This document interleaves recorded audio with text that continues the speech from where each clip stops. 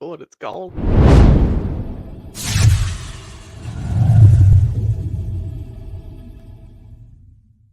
Ladies and gentlemen, boys and girls, and everybody in between, welcome to another episode of the Chaps Chat Cats. My name's Jake, and I'm joined in the virtual studio by Sambo and Johnny.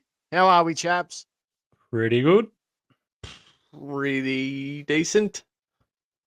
Oh, decent. Right, He says. right. Yeah, surviving. School holidays have hit. Two of the three of us Right. work in cinemas, and Despicable Me and Inside Out 2. It's chock-a-block. We have, though, a lot to get into in a short amount of time. We are, of course, a part of the Hoops Crew Media Network, and on tonight's show, we are going to be breaking down what some might say the most important match of Geelong's 2024 season, what some might say is the most important match of any Geelong season, and that is the Cats v. the Hawks. Round 17. It's not a recap, Colin, you absolute moron. You Look at numpty. this. He's got round 17 recap.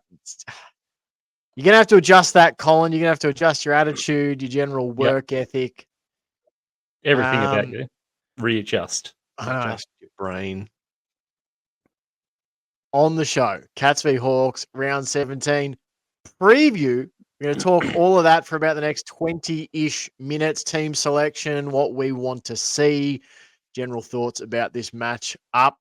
Then we're going to go behind the Patreon curtain and deliver our Patreon match predictions. So if you want to get that part of the show, go on over, start your 7-day free trial on the Hoops Crew. You get access to extended versions of our shows.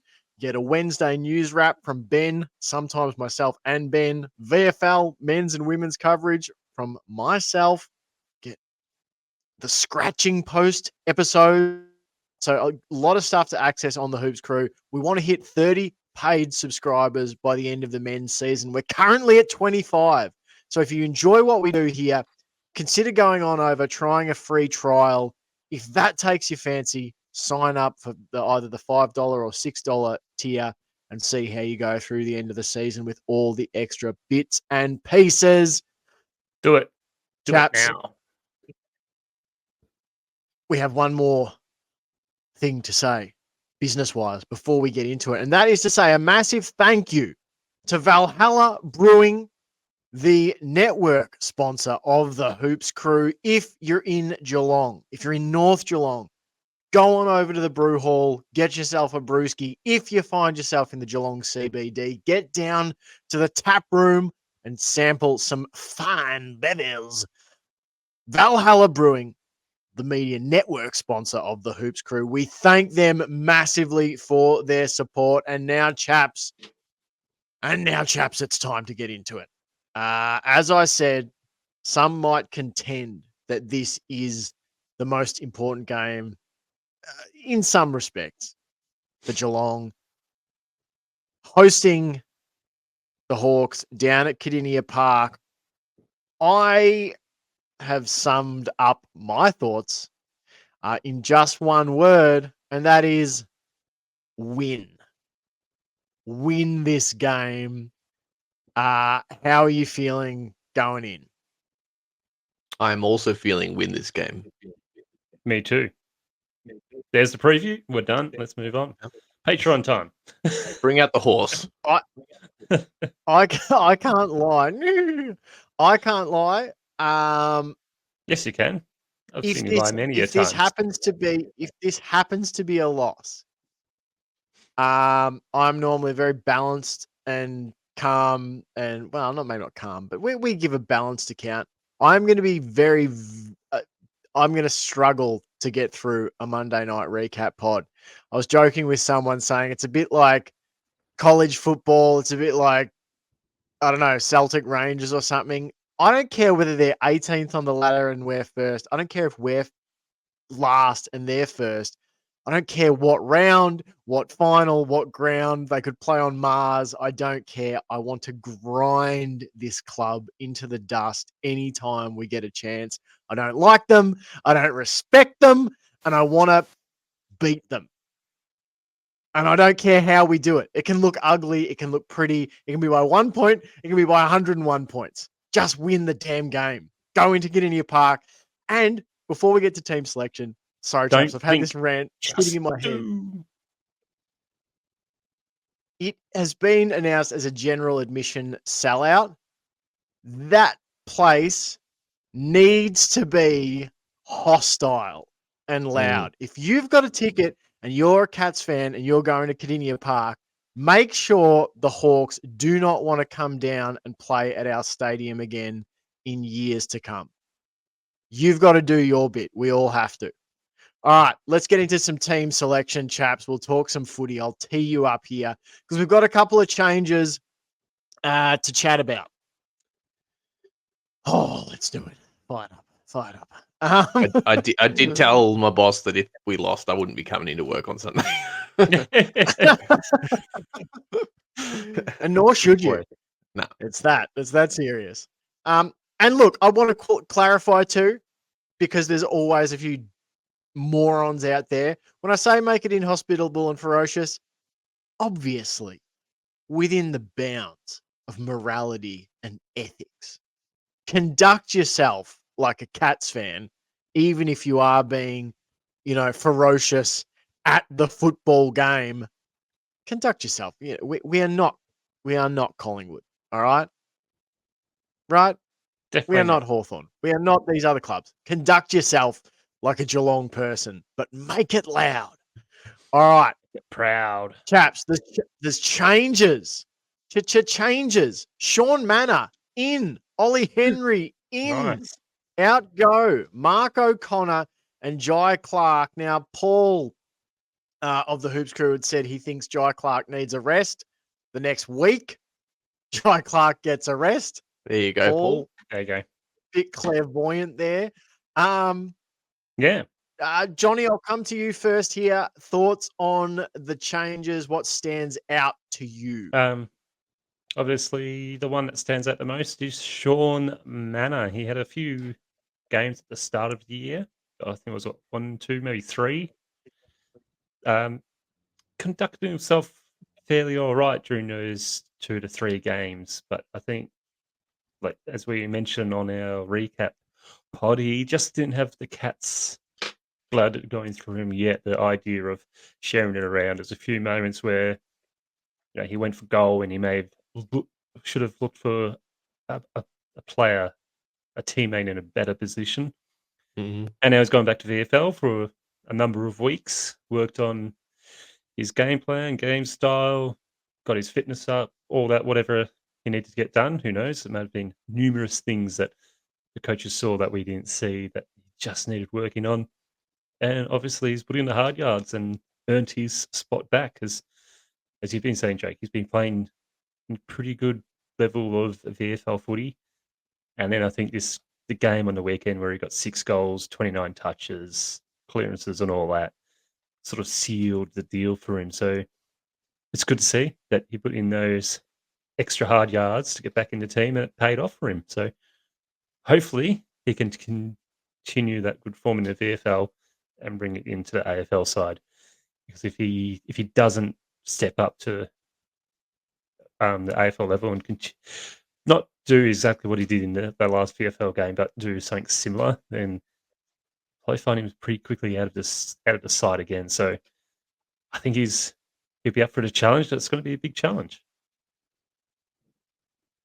I'd just say from watching him, I think the most important thing for Sean Manor when and if, because remember, someone still has to be picked as the sub. And generally it comes out of that interchange bench, which currently features Jack Bowes, Sean Manor, Lawson Humphries, Ollie Henry, and Mitch Nevitt. I have a feeling that it might be Ollie Henry because I think they'll roll with Rowan, Cameron, Neil as those taller forward options. That'd just be my guessing. I think the most important thing Sean Manor could do is pressure. Yeah, he had an enormous amount of tackles. I think he laid 10 tackles on the weekend, and I know he kicked Nice. 6 goals and had 20 touches and half a dozen clearances. But the most important thing to me was that he needs to bring across to try and keep that spot is pressure. He has to bring pressure inside the forward 50. Because I think that's something you can fall back on when you're not kicking goals is that, hey, look, I might have not put one through the big sticks, but I laid 4 or 5 tackles and 3 of them were inside 50 and I helped lock the ball in. So that'll be my feedback there. Sambo, I don't know if you've got big thoughts on the selection. Do you want to see Ollie Henry as sub? But I know I want to get to you to talk to about a player who's got a milestone. So have you got selection thoughts, or should I just handball straight to you for a milestone conversation? Not really. I kind of felt like Manor or Humphreys were going to be the sub, but you've sort of convinced me that it's going to be Henry, so I don't really have anything interesting to add. Yeah, that's fair enough. I really hope they back Lawson Humphreys in to play a second consecutive game. So that means I'm going to hand pass to you now, Sambo. There's a 200th game coming up. It's for, I believe I correctly categorized this person as your favorite player for the Cats. Absolutely. With that, Yes. with the Gary Rowan brings up the double ton. Your thoughts on him? I think it was Kyle Pollard on Twitter saying that he thinks his role at Geelong has been drastically misunderstood. He's played some of the best 6 to 10 disposal games of the era. And I just thought of you when I saw that tweet. But what are your thoughts on G. Rowan, his 200 games and his time at the Cats more specifically? Yeah, I mean, I feel like I talk about him every week, even when he's not in the side. So, where is he? I'm obviously glad to see that they are giving him a start. That they didn't make him start as the sub for his well, presumably considering he's listed as on the ground. That he's not the Wouldn't sub. that be That would be harsh? pretty. That'd be pretty brutal. Plays a great game, and he's bringing in a milestone, and he starts on the pine. Yeah, like I think it's a great point that his role is misunderstood. I remember doesn't always hit winners, but I remember Kane Corn saying that I think it was last season that he thought Gary Rowan was probably the highest impact per disposal player in the competition because of how few disposals he gets versus how many like impactful moments he gets off those. Like his efficiency with those, dozen touches can be so high. And even I think a really classic example of his sort of selfless nature for the club and the way he's sort of overlooked is his impact on the grand final in 2022 when a lot of people sort of said he disappeared, blah blah blah, and then it was Dangerfield that had to come out and basically in a podcast lay out exactly what Rowan's role was as a basically a negative forward to remove one of their defensive players, one of their key backs, and just tag him and basically blanket him for the game. So he went virtually statless, but his impact on the game was actually quite immense. And I think just from everything you see on the ground, like the way he gets around his teammates, the way he brings them into the game, the way he celebrates teammates taking a mark. He's a bit like Jeremy Cameron in that way, and a bit like a lot of the players in that way. In that it's not just goals that he's celebrating. You see when some of the other players just take a good mark or lay a good tackle, he's the first one to get around them. But also, what you see coming out from the club too about his involvement in the AFLW. He seems like a real through and through clubman. Like he's there for the Cats. He's not just there for the football between the sirens. He's there for the club. And he was on the To the Final Bell podcast with Megatron, and that was a pretty good interview. You don't see Gary interviewed a lot, so it was good to get a bit of an insight into his career and his life. And yeah, it gave me another appreciation for him and for how sort of humble he is about his football. Um, the other thing that it reminded me of, and this isn't specifically about him, but just about footballers in general, because we're analyzing this season and getting sucked in, and even talking about milestones. I guess like milestones. He's how many more years has he got him in that kind of thing. That the interview with Megatron really reminded me how young these guys are. I know. like you don't there's only a few of them that usually really get interviewed in a large capacity, other than just after the game for a couple of seconds or whatever. It's pretty much Dangerfield, Duncan, the captain, and sometimes like Stewart will get interviewed, a vice captain. It's pretty rare that you get some of these more like sort of the peripheral sort of stars of the team interviewed. And yeah, just watching the interview, I go, God, we can take it so seriously, and then yeah, they're the oldest of them are like our age. The veterans of them, like some of the young. I guess it just made me think about the younger guys, and people laying into them on Twitter, and Jack Henry and these kind of guys who are copping a bit of flack. And you go, they are still like kids at the end So of the young. day, and it's so brutal what they have. I hope most of them don't even have Twitter accounts and don't go anywhere Yeah. near it. Because if I had to read some of the stuff that's written about them and I was 25, I think I'd lose some sleep over it. So that's not really about Gary Rowan, but it came up during this podcast that Gary Rowan was on. It did just remind me that I think of him as an elder statesman and a real veteran. And he just like he just seems like a young lad, sort of Making chatting his about way through football. life. Yeah. It's crazy to think that it's crazy to think that so many of these players are younger than us. Yeah. Like majority of them are. And you're like, I could even do that when I was your age. Don't know how they do it Yeah. the way they do it. Like Mm. just Max Holmes, 21 years old, and we're already talking about him being captain and bringing the next flag, carrying captain, and it's like he's only 21.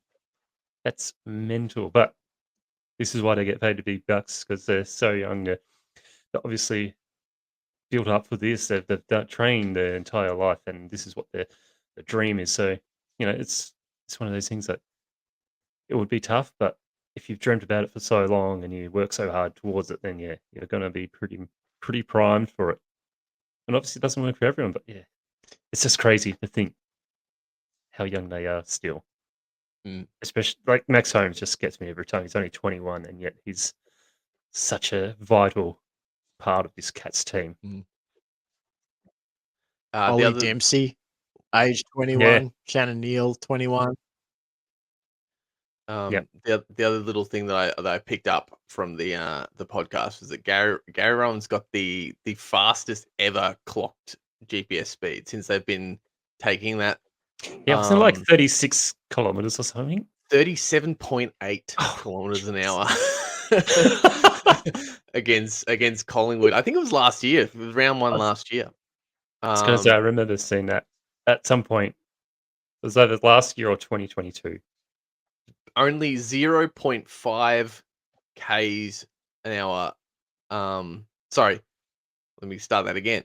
It's nearly 0.5 kilometers faster than Usain Bolt's average speed during his world record 100 meter sprint. So if nothing else, he's got that. He's got a grand final, and he's got the fastest ever AFL GPS speed. That's gonna be tough to beat. Yeah, that is fast. That's quick. I think I'll be able to maybe get 15 if I'm lucky. I cannot sprint for the life of me. I think you're selling yourself a bit short there, Johnny. I can sprint, but not like Gary Rowan, obviously.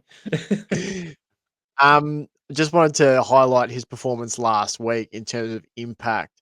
2 goals, 3 goal assists from 12 disposals. So nearly half of his touches of the footy led directly to goals. So, Geelong kicked 16 goals. He had a hand in just under a third of them directly.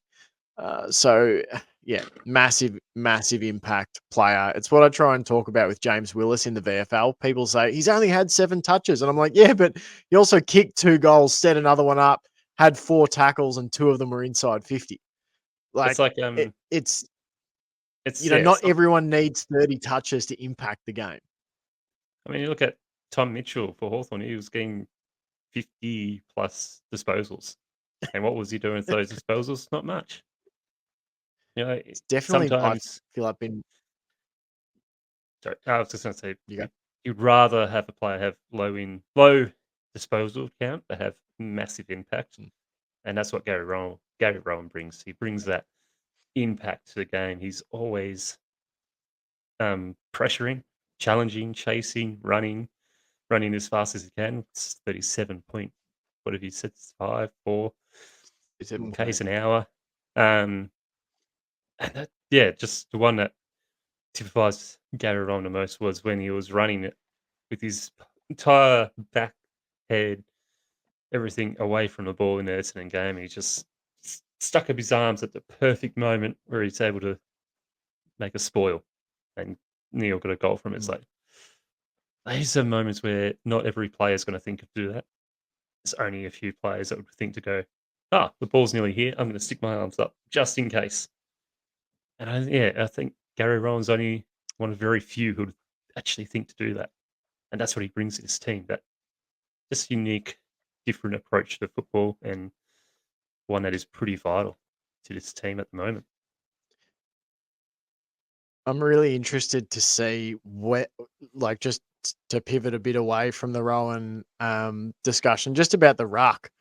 Mark Blixarves is listed as one of the followers with Dangerfield and Atkins. So not that, this team sheet has to mean everything. But Sam De Koning is lined up at least the starting lineup as a fullback. It'll be interesting to see how that sort of plays out. Do they actually run with Blixarves in the middle? Reece Stanley's listed as an emergency. I was interested to see Jed Buse listed as an emergency. It'd be a while since we've seen his name around the squad, I would think. Maybe there was a game in the last couple of months that he was on the emergencies list, but he did play really well against Sandringham last week. Had a brilliant rundown tackle, just flashed really good speed in that game against Sandringham. But I don't know. If it was me, I'd probably have O'Sheen Mullen ahead of him in most situations. But then again, he is a very experienced player. He's definitely got that edge over Mullen. So I'm interested to see how it all lines up. But I don't know. I have a feeling Blixarves will be doing the rucking with De Koning pinch hitting this week. But I could be wrong. Just a vibe I have. It's an interesting one because they've got Lloyd Meek, I believe, who's a pretty handy ruck. So maybe they're going, we won't put Sam De Koning up against him. We'll just chuck in Mark, who maybe is a bit more wily, a bit more clever around the whole rucking situation. But I think you're right, Jake. Might to start in there and then just pinching in between themselves. Yeah, it'll be interesting. It could also just be classic Chris Scott, and Sam De Koning could literally just line up in the middle and do the rucking the whole game. We'll know 4:35. I mean, Tom Stewart's listed a halfback. Saturday. I feel like he's not going to play the majority of his minutes in the halfback. You think he's going to go midfield again? I do, yeah. Especially that since Zach Tui's put in the centre, I reckon that's just Cats going, let's just throw a curveball. Zach Tui in the centre. Smoke and mirrors. Smoke and mirrors. All right, let's move on to things we want to see. Sambo, obviously, all of us want to just see a win. That's the major thing. But within that, what are the little bits and pieces? You lead us off, Sambo. Well, honourable mention is obviously Gary Rowan having a ripper of a game. I'd love to see him kick 3 goals, get some of his classic chase down tackles. But I think I want to see and I've mentioned it before, but I'm allowed to keep mentioning it until I feel like it's working. And that's our back line operating at peak efficiency. I would like to see Tom Stewart played in the middle. I think with what teams are doing with Stewart, with the tagging and whatnot, I think it's kind of, and I think I don't remember how deep we went into it, but we had alluded to it. It's a little bit like, I don't know what the word is, but it's a little bit insane to just keep pushing at it, even for as long as they did. Just keep knowing that teams are going to do that to him, and just keep playing him in there, kind of going, well, maybe he'll just play better and play so good that it doesn't matter that they're doing this to him. And so I think the change up, the shake up, really worked well. I think it obviously freed Stewart up, and it meant he could go back and do some Tom Stewart things, but he also had a really good game. But I think it actually helps free up the back line as well. We talked about the impact it was having on Zach Guthrie as well. That Zach Guthrie wasn't able to be Tom Stewart number 2 because Tom Stewart was still there trying to be Tom Stewart number 1, and he was kind of getting taken out of it. I felt like our back line operated far better last week. And I think I'd like to see them keep operating that way. We're not short for talent down there at all. I think it just knowing your role, knowing your clearly defined roles goes a long way. And I think having Tom Stewart in there as a role that he was being hindered and unable to perform threw everyone out of whack. And that sort of bleeds specifically into the turnover game. I think our game looked a lot better last week, and our scores off turnover were way better. But I was watching a thing breaking down the stats where they talked about our score off turnovers in the first 3 weeks. I can't remember if it was I think it was number 1, but if not, it was number 2 in the league from weeks 1 to 7. And then across the next 6, we dropped to 17th from scores off turnovers. And I think that whole Tom Stewart situation is a huge part of it. So I don't really, it's kind of like 3 small things as opposed to one thing I'd like to see, but it all feeds out of the back line there. I'd like to see Stewart able to be freed up and do what he did last week, which will allow the back line to operate. And then I'd like to see that turnover game really punishing. I don't care that we're sorting this ruck situation out. I don't care that our midfield doesn't have any Brownlow winning superstars in it right at this very minute. If our turnover game is strong and our defense is working, then I think we can beat anyone. Nice. Johnny? I like it. One thing I want to see, I want to see Patrick Dangerfield have another big impactful game. Dude led off extremely well against the Bombers and had some crucial, massive moments. I just want to see him continue doing this again this weekend against the hated foe, against the Scummers at GMH at Cardinia Park. You know, this is a big moment, big game for the club, big game for the supporters. We want to keep putting the Hawks back in their place. So I think this is a time where we need our captain to stand up yet again and deliver another really good performance. It doesn't have to be at the same level against Essendon. I would love to see that, but something similar to just those gut efforts that he brings, and just those moments, big moments. Dangerfield can stand up, and that's just one thing I want to see.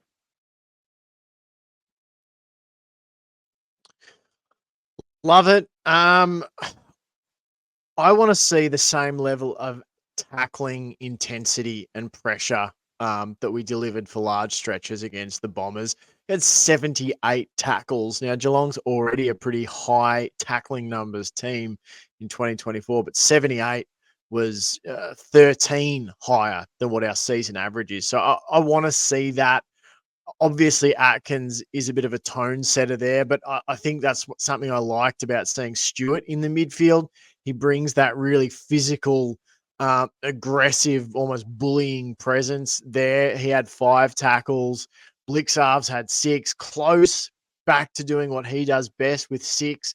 And then obviously Gryan and Jack Bowes, 8 and 7. You mentioned Dangerfield, but just want to see big tackling numbers, lots of pressure, lots of the Hawks turning the ball over under pressure, that perceived pressure created by the chase and tackle that Geelong bring when they're at their best. So That's the one thing I want to see, because I think if we get that every week for the best part of 4 quarters, we're going to be in most games. And it's a kind of a crucial month for us in terms of, this game, then it's Collingwood, then it's the Dogs, and then I believe it's North. My feeling is top 4 is still very much there for the Cats if we go 3-1 in that stretch. I think finals easily in touch, even if we go 2-2. But it all starts for me with bringing the pressure and making those other teams uncomfortable, because I feel like we lost our way at times with that during the down period. Like, we'd find it in games, but we weren't actually coming out and setting the tone with it early. And I think this is a great opportunity to build on what they did against the Bombers. Love it. All right. That Nice. is it for the public part of the show. Thank you so much for watching. Thanks so much for listening. We're going to go and do our Patreon match predictions. We'd love to see you over there on the Hoops Crew Patreon. Remember, you can try it out for free. Sign up for a 7-day free trial. You get full access to everything for that 7 days. And if you don't like it, just cancel it and away you go. No harm, no foul. So, yeah, we'd love to see you give it a crack, because we feel like we do a pretty good job producing the extra stuff. We're pretty happy with what we're turning over there, and we'd love to see you over there. But even so, thanks so much for listening. Thanks so much for watching. We appreciate it. Until next time, go the mighty Cats. Go the Cats. Beat those scummers.